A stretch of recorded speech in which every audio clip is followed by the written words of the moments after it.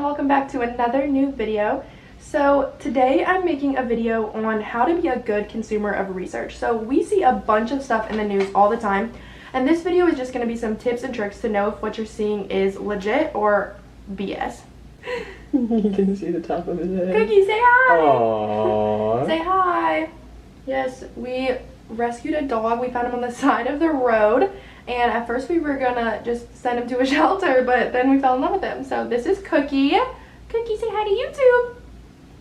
So if you see him like wrestling around in the back, or he was just like laying down, yeah, we got a dog. Okay, so the first tip is to be aware of where the information is coming from, okay? So consider the source. So reputable sources are gonna be things like universities, so public universities, public hospitals, public researching firms. So these are things that are not privately funded, okay? Because with private funding comes private interests, okay? So if the research that is found just happens to back up the goal of the people that funded it, that's a time to be skeptical and maybe do some outside research and see if the information has ever been repeated somewhere else. All good research is going to have been replicated, meaning that multiple different public organizations that have no ties to each other, so multiple universities, multiple hospitals, etc., have found same or similar results time after time again. So the second tip is to be skeptical of sensational or shocking claims. So remember that news channels or media outlets' job is to get views, and the way they do this is through shocking titles. And their job is to get views because that's how they get clicks and engagement, and that is how they get money from advertisers. The more engagement, the more they're going to get paid. So if something is shocking or sensational, maybe once again look at maybe why. Like, why would this person title it this way? What does the actual article say? Is it from a reputable source? Is there replication? Can you find it from a reputable agent?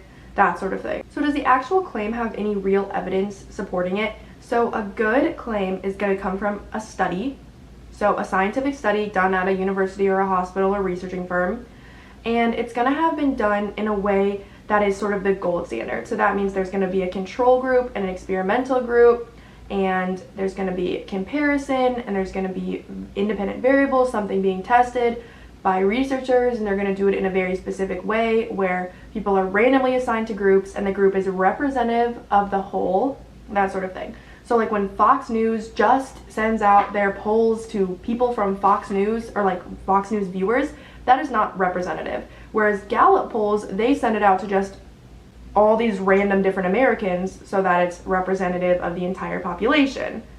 There's a difference between those. One is more reputable than the other, and it's kind of up to you to figure out which one that is. The next tip is to remember that anecdotes do not equal data.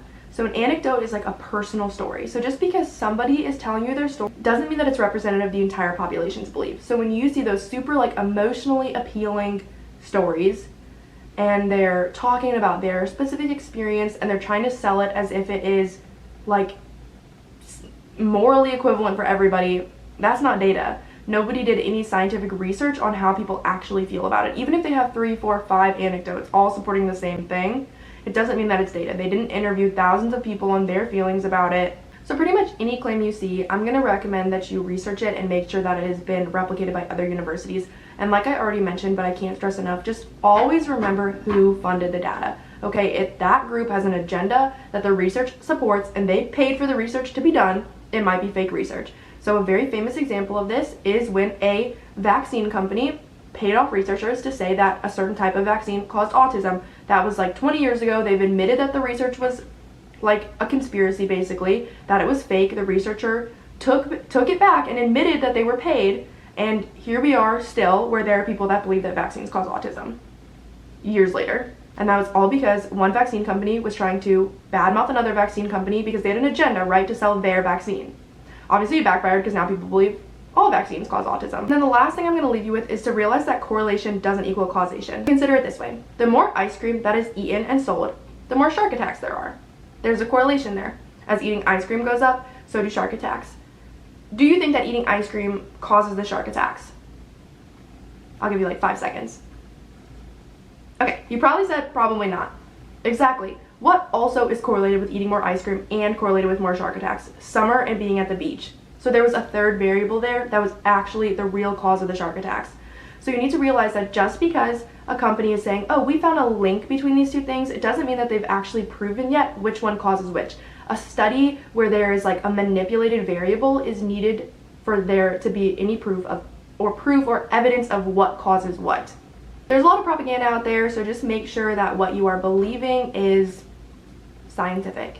And that's really all I have. So thank you guys so much for watching. If you liked this video, please like and subscribe. And until next time, bye y'all.